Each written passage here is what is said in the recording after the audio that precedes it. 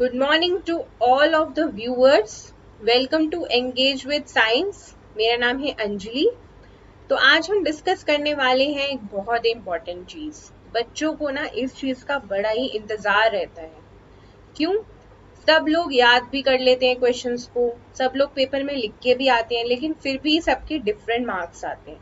क्यों? कुछ ऐसी क्रूशियल चीजें हैं जिन पर हम ध्यान नहीं देते। हमें सिर्फ ये लगता है कि बस लास्ट मोमेंट पे लर्न करें और लिखाएं और उसी में जो नंबर आ गए। लेकिन आप जानते हैं कि आंसर राइटिंग भी एक आर्ट है। आंसर को किस तरीके से प्रेजेंट करना है ये भी एक तरीका होता है। आज हम बात करेंगे इस वीडियो में आंसर राइटिंग के बारे में। अगर आपने मेरे चैनल को सब्सक्राइब नहीं किया है तो आज ही इसे सब्सक्राइब कर लें और मेरी डेली वीडियोस देखते रहें। कैची आंसर्स, क्या ऐसी चीजें हैं जिससे हमारा आंसर बहुत कैची और अट्रैक्टिव लगता है? सबसे पहले तो good hand writing. Use pointers, bullets, try to include examples, no rote memorisation, use flow charts और डायग्राम्स। इन चीजों के बारे में आज हम डिस्कस करने वाले हैं। ये वो ऐसी चीजें हैं, अगर आप इन चीजों को अपने आंसर राइटिंग में यूज करते हैं, specially in the science subject, तो आपको गारंटीड मार्क्स फुल नहीं तो फुल के आसपास मिलने के चांसेस हैं। ठीक है, सबसे पहले हम बात करते हैं गुड हैंड राइटिंग के बारे में। Use gel pen while writing your answer.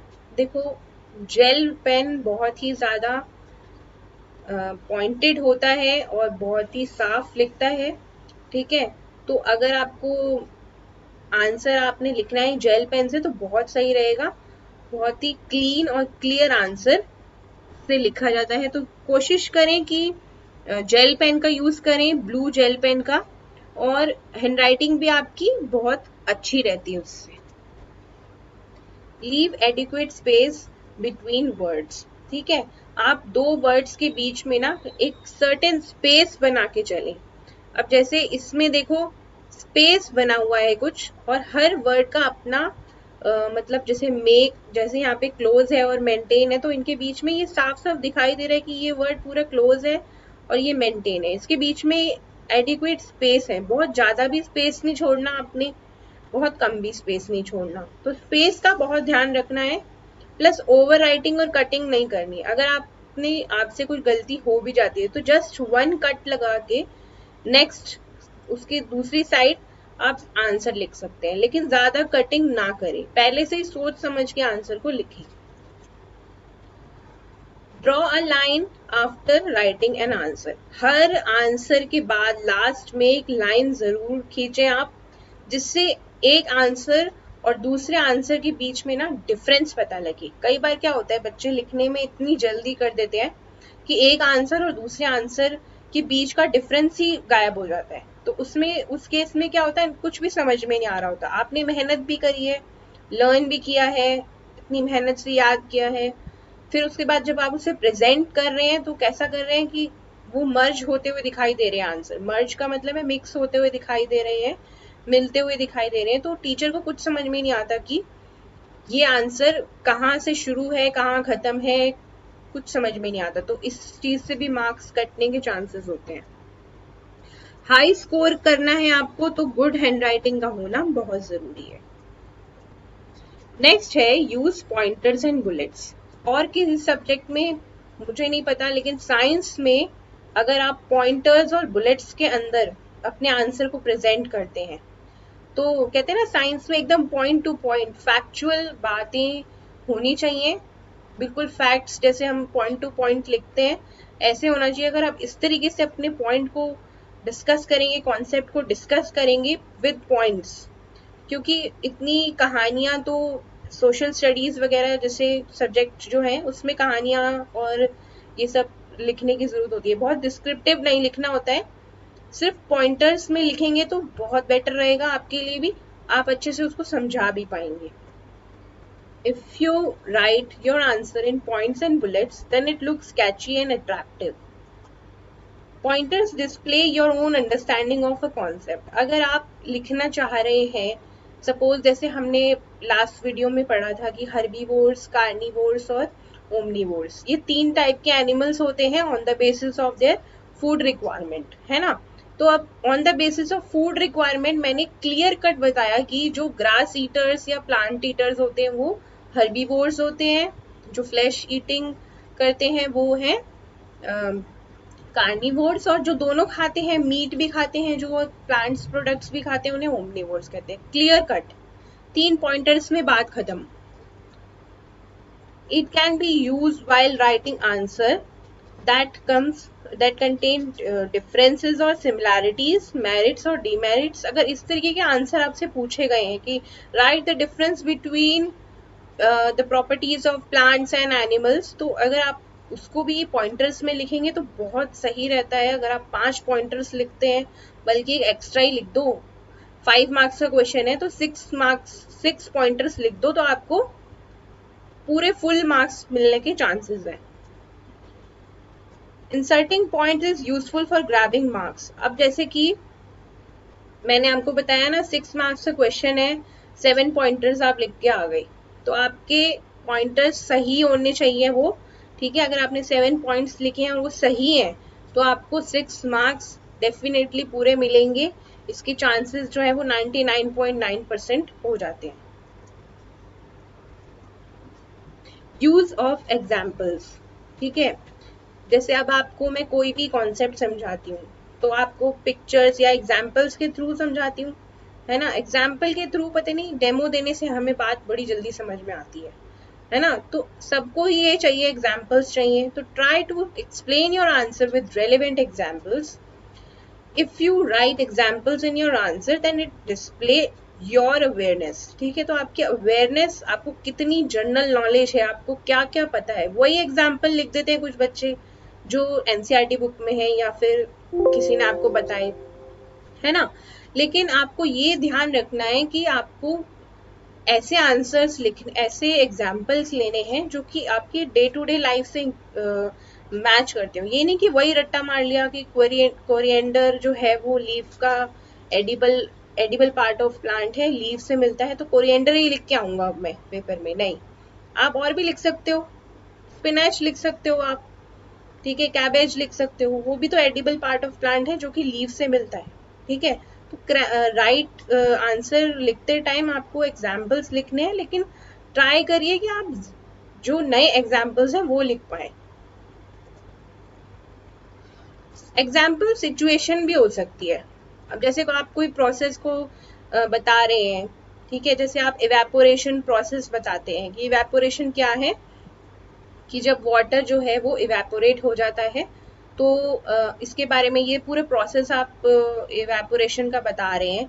तो इवेपोरेशन क्या आप यही बताएंगे कि जब हम चाय बनाते हैं या पानी उबालते हैं, क्या तभी इवेपोरेशन हो रहा होता है? क्या आपके घर के बाहर जब कपड़े सूख रहे होते तब इवेपोरेशन नहीं हो रहा होता? तो आप इस तरह की सिचुएशन को भी इसमें डाल सकते हैं। जरूरी नहीं है कि जो चीज बुक में लिखी है, या आपकी जनरल अवेयरनेस भी होनी चाहिए उस एग्जाम्पल से रिलेटेड, ठीक है। आप नेम्स भी इंक्लूड कर सकते हैं, थिंग्स भी इंक्लूड कर सकते हैं, ठीक है। तो इस तरीके के एग्जाम्पल्स इंक्लूड कीजिए। Learning with example will increase your conceptual understanding. आप एक चीज, एक कंसेप्ट का एग्जाम्पल्स, कई सारे एग्जाम्पल्स अगर आप पढ़ते हैं तो आपका कंसेप्ट जो है ना वो बहुत क्लियर होता है। फॉर एग्जाम्पल मैंने कहा कि मुझे हर्बीवोर्स के नाम बताओ, तो हर्बीवोर्स के नाम मैंने लिखवाए थे खाली गोट, ठीक है, और डियर। लेकिन बहुत सारे बच्चों ने एग्जाम्स में लिखा कि रैबिट या मंकी, तो ये भी हर्बीवोर्स हैं क्योंकि ये प्लांट्स से रिलेटेड पार्ट्स खाते हैं, प्लांट्स के पार्ट्स खाते हैं या प्रोडक्ट्स खाते हैं। तो उन्होंने क्या किया, उनको कंसेप्चुअल अंडरस्टैंडिंग हो गई कि जो एनिमल्स प्लांट्स खाते हैं या प्लांट्स के प्रोडक्ट्स खाते हैं उन्हें ही हम हर्बीवोर्स कहते हैं। तो एग्जाम्पल्स तो कोई भी लिख दो, क्रैम करने की जरूरत नहीं है, ठीक है। जैसे इसमें मैंने आपको एक एग्जाम्पल दे रखा है कि कार्निवोर्स क्या करते हैं, फ्लैश ईटर्स होते हैं, मीट खाते हैं वो। तो मैंने 3 एग्जाम्पल दिए हुए हैं, लॉयन, टाइगर और क्रोकोडाइल। Flow charts. अब फ्लो चार्ट्स क्या होते हैं, देखिए ये बना हुआ है ना, ये फ्लो चार्ट है एक। Usage of flow chart will show the way you present your knowledge. आप अगर इस तरीके का डायग्राम, इस तरीके का फ्लो चार्ट, ये देखिए डायग्राम नहीं है, ये फ्लो चार्ट कहते हैं हम इसको, ठीक है। ये किसी ना किसी प्रोसेस को बता रहा है। यहाँ बीच में जो एरोज बने हुए हैं ये बता रहे हैं एक से दूसरा प्रोसेस शुरू हुआ, दूसरे से तीसरा, तीसरे से चौथा, फिर पांचवा, फिर वापस वही हो गया। तो अगर इस तरीके का कोई प्रोसेस है तो आप उसको फ्लो चार्ट के थ्रू भी दिखा सकते हैं। ये आपका गुड प्रेजेंटेशन में आता है, ठीक है। अगर आप फ्लो चार्ट में आंसर को लिखेंगी, इस तरीके का बनाएंगी, ठीक है, तो अट्रैक्टिव लगेगा, प्लस कैची है और आपकी प्रेजेंटेशन को भी दिखाता है। आपको बहुत अच्छे तरीके से याद रहेगा आंसर, अगर आप आंसर को इस तरीके से फ्लो चार्ट बना के याद करते हैं तो आंसर भी आपको बहुत अच्छे से याद रहता है। फ्लो चार्ट इस तरीके का भी हो सकता है, ठीक है। जैसे आप यहाँ लिख दें कि food requirements of animals on the requirement of food, तो हर्बीवोर, कार्निवोर, ओमनिवोर ऐसे लिख दें तो बड़ा अच्छा सा एक्सप्लेन होता है। और अगर ऐसा फ्लो चार्ट आप बना देते हैं तो बड़ा अच्छा लगता है। एक और चीज देखो, अगर हम बड़े भी हो गए, हम कोई बुक उठाते हैं तो क्या होता है उसमें हम सबसे पहले क्या चीज देखते हैं, पिक्चर्स या फिर फ्लो चार्ट्स, अगर कुछ बने हुए हैं तो अभी हम इतने बड़े हो गए तब भी हमें फ्लो चार्ट्स और पिक्चर्स अच्छे लगते हैं। तो जो रिटन फॉर्म बहुत ज्यादा अच्छा नहीं लगता है, पढ़ने में मजा नहीं आता, तो इससे आपका आंसर बहुत कैची हो जाएगा, अट्रैक्टिव हो जाएगा। डायग्राम्स। अब डायग्राम्स जो है साइंस में एक ऐसी चीज है जिसपे बहुत ज्यादा फोकस किया जाता है। फुल मार्क्स गेन कर सकते हैं आप अगर आप डायग्राम को इस तरीके से बनाएंगे और प्रेजेंट करेंगे। कई बार डायग्राम्स में भी लोगों के नंबर नहीं आते फुल, ये बहुत ही स्कोरिंग है, लेकिन फिर भी इसमें बच्चे मार्क्स लूज करते हैं। क्यों? सबसे पहले तो ये देखिए एक डायग्राम बना हुआ है। अब इस डायग्राम की खास बातें क्या है हम वो देखेंगे। Draw clean diagram. Of course clean diagram तो होना चाहिए, एकदम पॉइंटेड पेंसिल से डायग्राम बनाएं। Avoid over writing. कोशिश करो कि पहले हल्के हाथ से ड्रॉ करो ताकि वो जो लाइंस बन जाती है ना, बार बार रब करने पर लाइंस आती है, वो ना आए। ओवर राइटिंग मत करो, बार बार एक ही चीज के ऊपर ओवर राइटिंग करने से बहुत ही बेकार सा लगता है वो डायग्राम, ठीक है। हमेशा पेंसिल से ड्रॉ करो। कुछ लोग स्केच पेन यूज करेंगे और कलर्स वगैरह यूज करेंगे, नहीं, आपको सिर्फ पेंसिल से ड्रॉ करना है। Make sure that your diagram not lose its presentation, ठीक है। अगर आप ऐसी चीजें यूज करते हैं, कई बार कुछ लोग पेन्स यूज करते हैं, स्केच पेन यूज करते हैं, तो क्या होता है वो ब्लॉट कर जाता है, ब्लॉटिंग हो जाती है और उसकी इंक जो है वो फैल जाती है और डायग्राम बहुत ही अनप्लेजेंट लगता है। Avoid usages of sketch pen और क्रियॉन्स। बहुत ज्यादा कलर कर देते हैं, कलर कभी कभी बाहर भी जा रहा होता है तो वो क्या करता है, डायग्राम का जो प्रेजेंटेशन है वो खराब कर देता है। तो कोशिश करें कि वो ना यूज करें। हाँ, अगर आप कलरफुल डायग्राम दिखाना चाहते हो तो आप पेंसिल कलर्स का यूज कर सकते हो, ठीक है। Make sure to use only one side for labelling. अब देखो इस डायग्राम में सिर्फ एक ही साइड लेबलिंग हो रखी है। कुछ लोग क्या करेंगे, इधर भी लेबलिंग कर लेंगे, इधर भी, इधर भी, इधर भी, इधर भी, but that does not look formal, ठीक है। फॉर्मल नहीं नजर आता है वो। एज अ साइंस स्टूडेंट आपको एक ही साइड लेबलिंग करनी है हमेशा। और लाइंस हमेशा, ये जो लाइंस है ना ये स्ट्रेट होनी चाहिए आपकी। ये जो लाइंस है, ये जो लेबल कर रही हैं, ये लाइंस कभी भी ऐसी टेढ़ी मेढ़ी इधर उधर जो तीर कमान चला देते हैं लोग, वो नहीं होना चाहिए। बिल्कुल स्ट्रेट होना चाहिए, स्ट्रेट लाइंस की क्या पॉइंट कर रही है, वो किस पार्ट को पॉइंट कर रही है, ठीक है। और एक ही साइड लेबलिंग करें। Do not forget to underline each label, ठीक है। इसमें लेबल को अंडरलाइन नहीं कर रखा है, लेकिन आपको अंडरलाइन जरूर करना है, ठीक है। तो आप देखिए कि मैंने यहाँ पे नीचे इसका टाइटल लिख रखा है, पार्ट्स ऑफ प्लांट्स, ठीक है। तो आपको हर डायग्राम, जो भी डायग्राम आप बना रहे हैं उसकी हेडिंग ऊपर नहीं लिखनी, नीचे लिखनी है और उसको अंडरलाइन भी करना है।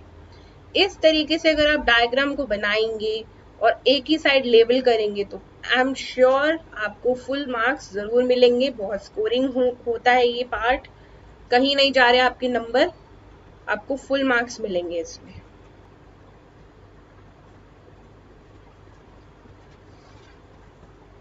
हाँ, तो हम बात कर रहे थे कि आंसर राइटिंग एक आर्ट है जिसमें एक्सपेरिमेंट को हम कैसे लिखें। ठीक है, तो अब देखो एक्सपेरिमेंट आ जाते हैं कभी कभी क्वेश्चंस में, और पूरा का पूरा एक्सपेरिमेंट लिखना होता है।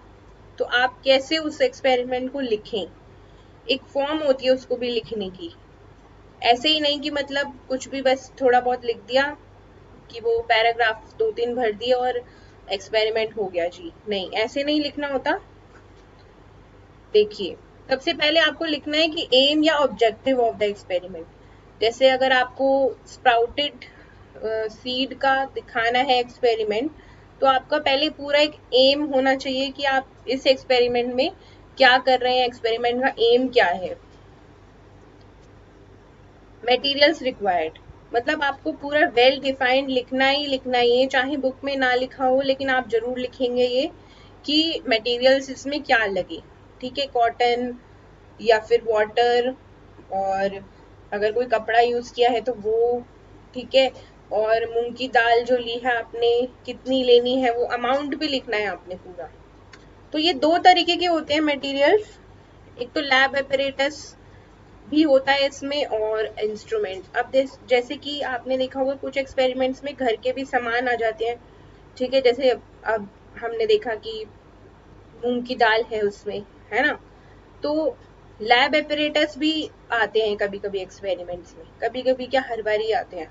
ठीक है, तो लैब एपरेटस होते हैं, क्या होते हैं वो, beaker, funnel, spatula, test tube. अगर आप अपने स्कूल की केमिस्ट्री लैब में या फिर बायो लैब में कभी गए होंगे तो आपको ये चीजें वहां नजर आएंगी। ठीक है, उसके बाद है इंस्ट्रूमेंट्स। इंस्ट्रूमेंट क्या यूज करते हैं हम, जैसे लैब थर्मोमीटर, स्प्रिंग बैलेंस या माइक्रोस्कोप। तो अगर कोई इंस्ट्रूमेंट है तो आप उसे अलग से लिखेंगे। थ्योरी या प्रिंसिपल, कोई अगर थ्योरी प्रिंसिपल है जिसको आप एक्सपेरिमेंट करके देखना चाह रहे हैं तो आप उसको भी लिखेंगे। Right the experiments in steps, अगर आप पॉइंटर्स में, बुलेट्स में उस एक्सपेरिमेंट को लिखेंगे तो वो बहुत कैची लगता है और आपको फुल मार्क्स मिलने के चांसेस हैं। Always draw diagrams on the left side of your lab manual. ये तो लैब मैनुअल की बात हो गई, जो आपका लैब मैनुअल होता है ना, एक बुक होती है जिसमें आप सारे एक्सपेरिमेंट लिखते हो, है ना, तो उसमें हमेशा लेफ्ट साइड का पेज आपने देखा होगा ब्लैंक होता है। वो क्यों होता है वो, क्योंकि डायग्राम्स के लिए। कभी भी डायग्राम्स आप लाइंस वाले या रूल्ड शीट पर नहीं बनाएंगे, आप हमेशा लेफ्ट साइड में बनाएंगे। लेकिन अब एग्जाम्स में आपको रूल शीट नहीं मिलती है, सॉरी ब्लैंक शीट नहीं मिलती है, रूल शीट मिलती है। तो आप क्या करेंगे, पूरा एक्सपेरिमेंट लिखने के बाद लास्ट में बनाएंगे उसको। आपको पेजेस बचाने चाहिए, लेकिन अब एग्जाम्स में क्या है, शीट्स की कोई कमी नहीं होती। आपको जितने शीट्स लेंगे, जितना साफ साफ लिखेंगे ज्यादा बेटर वो रहेगा। आपको आपके मार्क्स जो है, स्कोरिंग है, स्कोर करेंगे आप हाई मार्क्स, तो उसके लिए तो ये करना ही पड़ेगा। रिजल्ट ऑफ द एक्सपेरिमेंट लिखना है आपको कि एक्सपेरिमेंट से क्या रिजल्ट मिला। प्रिकॉशंस, क्या अगर आपने एक्सपेरिमेंट करते समय क्या क्या प्रिकॉशंस लिए, कि जैसे आप कुछ एक्सपेरिमेंट करते समय हम प्रिकॉशंस लेते हैं ना कि एसिड है तो एसिड के संग बहुत सावधानी रखनी पड़ती है ना, कि कोई टीचर की प्रेजेंस में ही वो एक्सपेरिमेंट किया गया। ठीक है, तो प्रिकॉशंस भी लिखने चाहिए आपको, और फिर कंक्लूजन क्या निकला। थैंक्स फॉर वॉचिंग, और इसी तरीके की और मैं आपको टिप्स देती रहूंगी कि जिससे आप स्कोर कर सके हाई मार्क्स। ये सिर्फ साइंस के पॉइंट ऑफ व्यू से था कि कैसे आप आंसर राइटिंग कर सकते हैं। अगर आपको ये वीडियो पसंद आया हो तो आप लाइक और सब्सक्राइब कीजिए। Thanks for watching and have a nice day.